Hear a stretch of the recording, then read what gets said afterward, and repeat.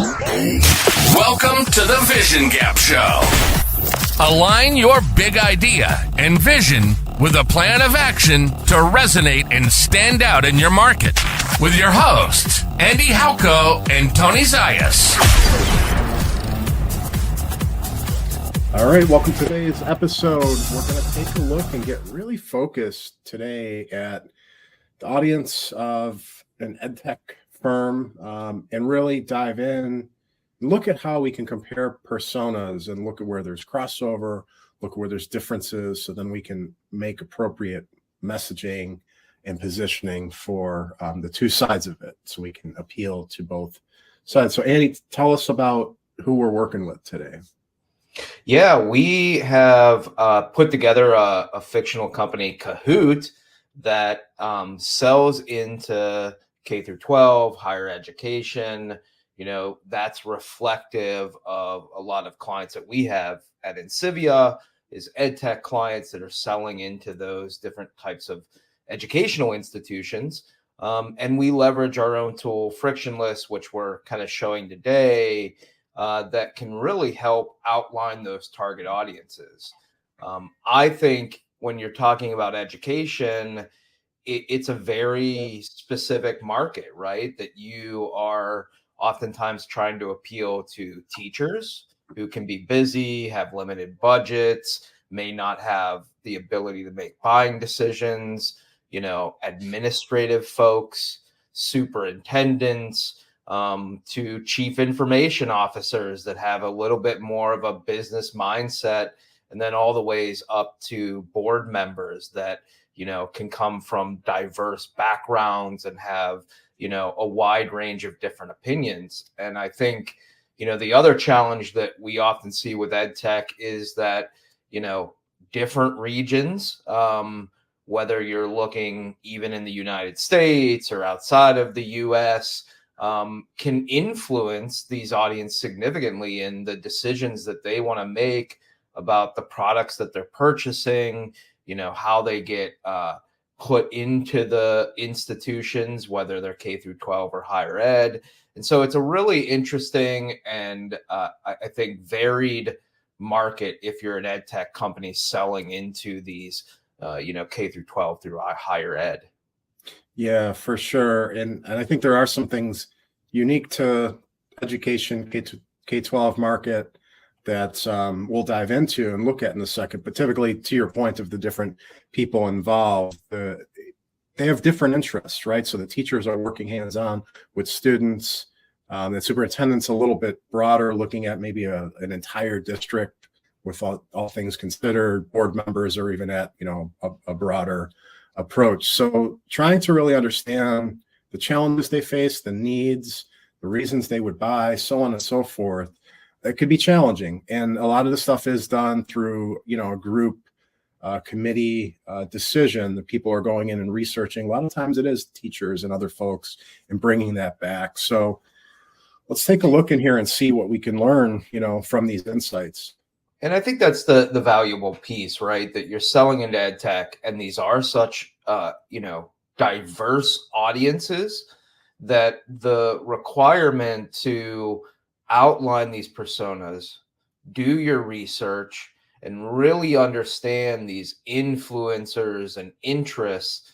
I mean, it's the only way that you're really going to catch attention of these folks, engage them in any sort of marketing or sales process, and convince them to move forward. Because if you don't understand them inside and out, each of these different roles, even if you're an EdTech company where you've got folks in your team that maybe came from being an educator or came from being a board member, as we were saying earlier, I think that it's, you know, each of these roles do have diverse mindsets, and that even if you've got experience in one, you've really got to do your research into the others. And so that's why here, you know, we've kind of put together like what are common pains of a, you know, elementary school teacher. What are their buying factors of things like curriculum alignment? The product should align with national and state educational standards as a good example. Student engagement, evidence of effectiveness, demonstrate success through case studies and testimonials. That's what, a school teacher is going to really want to see. As we talk about motivations, I do think at that school teacher level, they do have a tendency to care a lot about student success, their ability to engage in the classroom. These are some of the things that it's really important to make sure that you understand as a motivation as they're looking to buy, understanding what their responsibilities are, things like lesson planning, student assessments, parent communication, knowing that these folks have these specific responsibilities are really important, again, to that marketing and sales process. And then obviously who influences them. There can be a wide range from the board members and parents. We know it, we work with EdTech a lot. So we know teachers probably of anybody get hit from all sides. My wife is a sub at a school, so I hear it firsthand every single day in many ways. So it's really important to understand this stuff. And then as you get into interest, you have things like trends. How do you gamify educational content? How do you integrate artificial intelligence in the classroom tools, which is, currently a big topic, both at the educator level, the CIO level, the superintendent level. We see that. But you can see how for someone that's selling into EdTech, like a lot of our clients are, and when we're working with them, not only, helping them become more knowledgeable about their market, but really driving the activities that we're, trying to produce strategically for them. And then as we dive into moving over to superintendent, I think it'll be interesting to see, again, when you notice the focus becomes broader, it's more what is scalable. It's what, it's oversight for the entire district. So the pains are going to be more focused on budgets, compliance, things like that as we can go through here. Yeah, I see that as well. Something like training staff effectively in new technologies, addressing the digital divide. You really start to see that difference between, these two audiences, like you just said, budget constraints, prove effectiveness, and buying factors, improving student outcomes, which, we talked about student success within the school teacher. But I think, understanding that at the superintendent level, it's kind of a different angle of improving student outcomes, enhanced learning experience and achievement, kind of reflective of the overall programs, right? And so, like you said, when we work with folks in this space, a lot of times it's really prioritizing, which audience is going to be the most effective for the product. And then really making sure we understand those nuances between, I'm sure as you've worked with EdTech, you've seen those differences in between school teachers, superintendents, and then especially even chief information officers, right? Yeah, and just to get granular, the superintendents also have to be concerned with the legal ramifications. So that's another aspect that, like, school teachers aren't going to be really they might be aware of some things, but the superintendent has to be hyper aware of those type of things. So it's just, the nuances, ultimately the charges, the students and grades and learning and all that. But there are a lot of little things that as you learn more, that's where it becomes powerful in building out your messaging and really engaging these different personas. Agreed. And especially as you even get into some of these things that we've researched here, like the software that they use and solutions that they're interested in, like LMS and student information systems and, data analytics tools, cybersecurity. I mean, at the superintendent level, they've really got to think at that. Whereas, again, if we kind of pop to the same section of solutions for the teacher, we're seeing, digital assessment tools, professional development resources, classroom management, STEM kits and resources. And so, you really do see that difference of what solutions they might be interested in learning about and getting more from.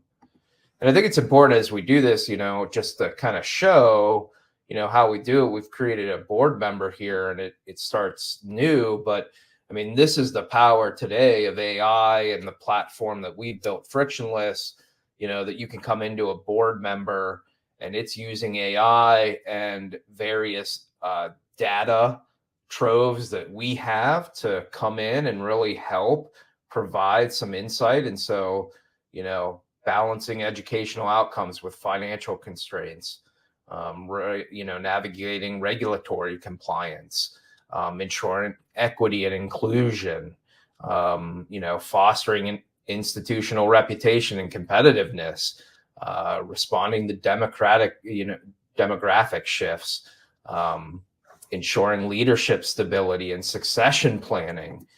These are things that are completely different for a board member, and within a few seconds, we've kind of got this unbiased view of the pains.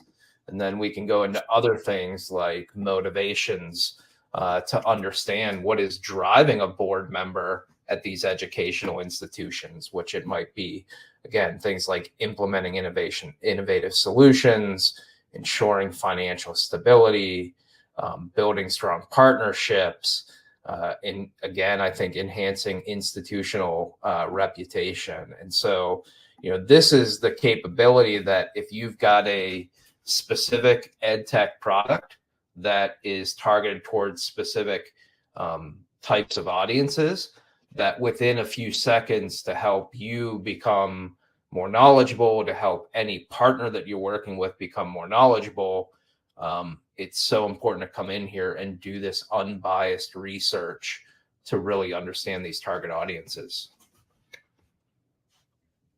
Yeah, and keep in mind that you can dive in deeper into channels. I think that's one that is going to be a little bit different in this case in the school districts, and I think sometimes it's harder to reach different personas through different channels, and that we've seen. But this is pretty helpful. I really like in Frictionless, the channels helps you to identify kind of where they would be expected to spend their time. But when you go to sources, the next option, that's basically, what are the events, which conferences, which are the associations, what are the publications that these folks are probably looking at. And that's where you can get really focused. Here's, examples of them. So again, really important stuff that once you understand the persona, you got to build out that message to them. But then this allows you to take where do you engage them? Where do you find them? Where do you engage them? Yeah, and then even in the demographics, I mean, I think it's always important to understand we have things like, age groups, and, we can actually research things like, what's the typical personality of a school teacher or a board member or superintendent.